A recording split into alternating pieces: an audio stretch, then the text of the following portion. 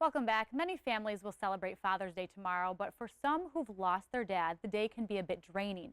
An Egan author is hoping to help other families deal with loss. After her husband died suddenly from a heart attack, she wrote a book called Bitter or Better, Grappling with Life on the Op-Ed page. Author Caryn Sullivan joins us to talk about this. Thank you so much, Caryn, for joining us. Oh, thanks for having me. And we're sorry about your loss. It's been several years now. It has. And that inspired you to write the book. Did this help you get through the grieving process? It did help me. Actually, his death was the culmination of sort of a lifetime of adversity starting when I was a young child. I lost both of my own parents by the time I was 23. Oh my goodness. And my son was diagnosed with autism. I had cancer. My daughter went through a bone marrow transplant shortly after I had cancer. And so I'd had a lot of things that I had been dealing with, and this was sort of the culmination of all of that, that grief. So the book was very difficult to write because for the first time I laid everything out. But once it was done, I felt like I took a huge breath and I thought, okay, I've been through all of these things, and frankly, most people don't go through a fraction of those together in one lifetime, but I'm a good student. And so I compiled a lot of the wisdom and life lessons that I learned both through my own experiences as well as by writing this column for the Pioneer Press. I often have written about people who have dealt with adversity. And, you know, there are always nuggets that you can extract from an experience if you're paying attention. And so this is sort of a roadmap for how to deal with life's challenges. Not a how-to book, but just a book of short reads that just offer a lot of little golden nuggets about how to deal with the tough stuff that we all go through in life. Yes, and what would you narrow down to be the biggest thing that you learned that maybe people could apply? Because Father's Day or Mother's Day or holidays in general can be a tough time, especially if it's a recent loss for someone. That's right. Well, really it comes down to the title of the book.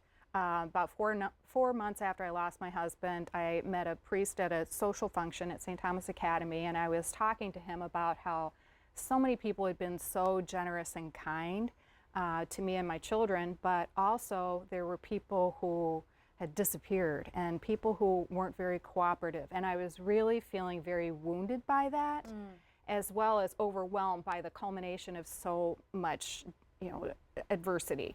And so I posed to him sort of that universal question of, why do the good die young, and why do some people seem to have so much more than others in life? And his response was really life-changing for me, and that was, I can't tell you why these things have happened to you or your children. I can't tell you why people have behaved the way that they have. All I can tell you is that in the face of adversity, we all have a choice. We can be bitter, or we can be better. And it formed the title of the book, and it's truly the framework within which I sort of process all of life's challenges, including, Father's Day is a hard day for my children and for myself. I haven't had a father to celebrate Father's Day with for the majority of my life. Right. And asking why. So many of us have been asking that this week with everything happening in Orlando. We can't understand the why, but finding the good in something so horrific is sort of what keeps a lot of us going. We're seeing these fundraisers happening locally. We're seeing people pouring out and appreciating the first responders. Is that sort of what you are focused on when you see something like this happen, even on a national scale, that maybe doesn't affect you directly personally? Right. Well, I sort of have a triad of steps to take to be better, because it's not just a conscious decision. It's something that requires action. And it's, look up, reach out, and step forward. And I actually have a story in my book about a woman who, she's now an adult, but she was a 10-year-old child at the time who needed blood transfusions. And it's called The Blood of 200 Heroes who stepped forward. And so that's a perfect example of how you can help someone who is in need, is to give blood. My daughter had a bone marrow transplant. My son was her donor, but if we hadn't been that lucky, we would have gone to the bone marrow registry.